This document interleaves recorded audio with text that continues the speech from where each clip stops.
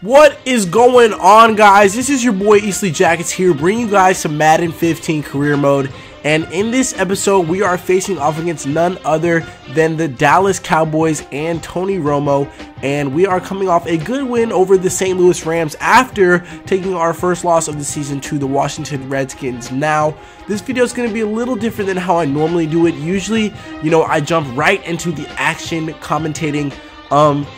This time I'm going to take a little different approach. I'm just going to start off by apologizing for not bringing you guys as much content as I would have liked to as of lately. As you guys know, of course, I'm in college, yada, yada, yada. I know it sounds like a lame excuse, but, I got a crap ton of work to do, guys, and I'm in physics and calculus too, and, it's a lot of work, but, no excuses. I'm still bringing you guys some great content. But that's not the real reason that my videos were kind of delayed. I can handle the college work and making YouTube videos, but as you guys know, I'm probably the biggest Seahawks fan on the planet, and we took a devastating loss in the Super Bowl.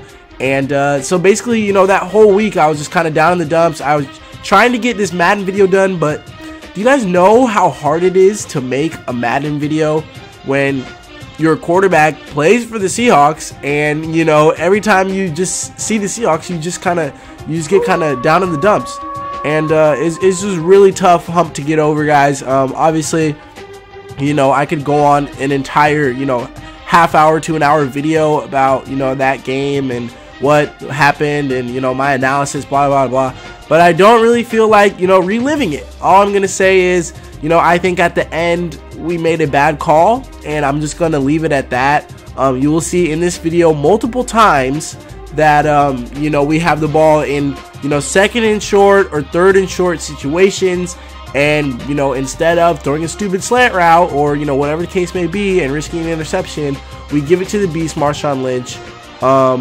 As you can see, if you're going to throw it in the air, do something like I do to Percy Harvin right here. Throw it up in the corner and let him go get it. That's what we should have done with Chris Matthews if we were going to throw the ball. Anyway, like I said, I don't want to get too deep into that discussion. Aside from me trying to recover from the tough Super Bowl loss, guys, I also, came down with a little bit of a cold. And when I get sick, I get really, really lazy. All I want to do is sleep. I know you guys can relate to that. So you guys might hear my voice, being a little nasally, a little congested right now. But, that's okay. Especially because, I'm sick for a good reason. Just this last week, today is Sunday. Just this last week on Thursday, I was outside at a vigil for 3 students that were murdered here in North Carolina, just across, the freeway at Chapel Hill. Deah Barakat, Yusor, and Razan Abu-Salha were murdered brutally for absolutely no reason. And, I went to go pay my respects out there. It was very, very, very cold and windy, and that's why I came down with the cold. But, in their memory, guys, I'm going to do a moment of silence in this video. And if you're watching, if you could, pay your respects as well. Thank you.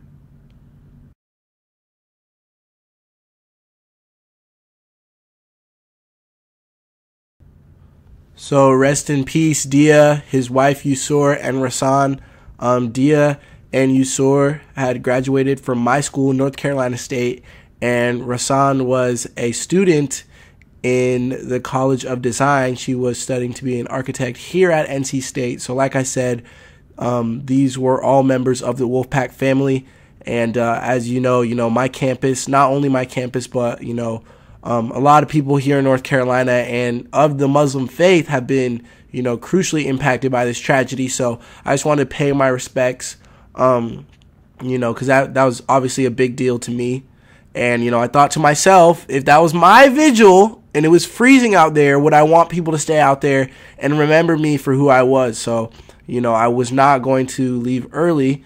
And if I get sick, so be it. So, anyway, guys, now that I've gotten off, my chest what I wanted to get off my chest, we can get into the action. As you see, Marshawn Lynch converts a 3rd and short there instead of throwing a slant route, because we know Beast Mode can pick up the first down. And here you see Sidney Rice catches a pass on 1st down to get us closer to the goal line, and that sets up a Robert Turbin touchdown to bump up the lead against the Dallas Cowboys.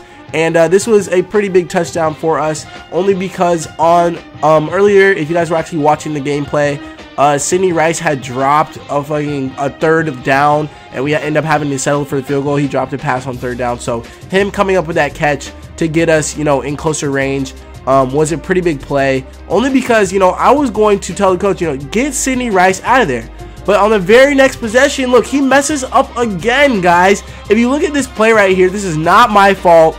Sidney Rice has to know where the hole is in the defense. You see, on this play, if he takes this route here, it's possible that he catches the ball here and goes straight up the field for a touchdown, nothing but open field. Instead, he runs that route a little too deep, and the safety is able to jump the route. So Sidney Rice is not my favorite receiver right now. I had some harsh words for him on the sideline, but that is alright, because our defense, of course, is doing what Seattle's defense does and is holding the Cowboys to no yards. So here, after taking a sack, we're facing a 2nd and 21, and I'm able to scramble, avoid the pressure, and hit my fullback for a 1st down.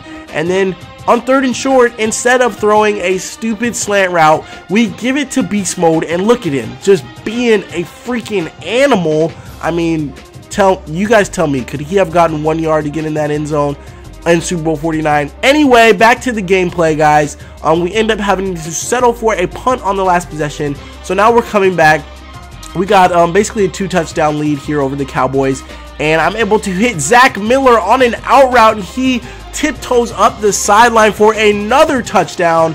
And so this was a great route here, great ball placement. As you can see, this pass was just outside of the defender's reach, and only Zach Miller could get it. So an excellent pass here by Eastleigh Jackets, as you can see, just outside the defender's reach, and that is going to be another touchdown for the Seattle Seahawks as we put this one away.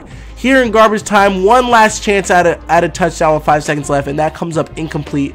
So final score against the Dallas Cowboys: Seahawks 33, Dallas Cowboys 14. We take care of business at home and pick up the victory over the Cowboys, and a great way to bounce back. As you saw the last episode, we suffered a tough last-second loss to the Redskins. Now we beat the Rams. Next up, we got the Carolina Panthers, so that should always be a good game. As you know, I went to North Carolina State, so it will be my return to Carolina, so hopefully there'll be some, Eastleigh Jackets fans down there against the Panthers as well. But this is your boy Eastleigh Jackets, guys. Thanks for sticking with me, through the ups and downs of my channel. I'm going to bring you guys a lot more content, so subscribe, stay tuned.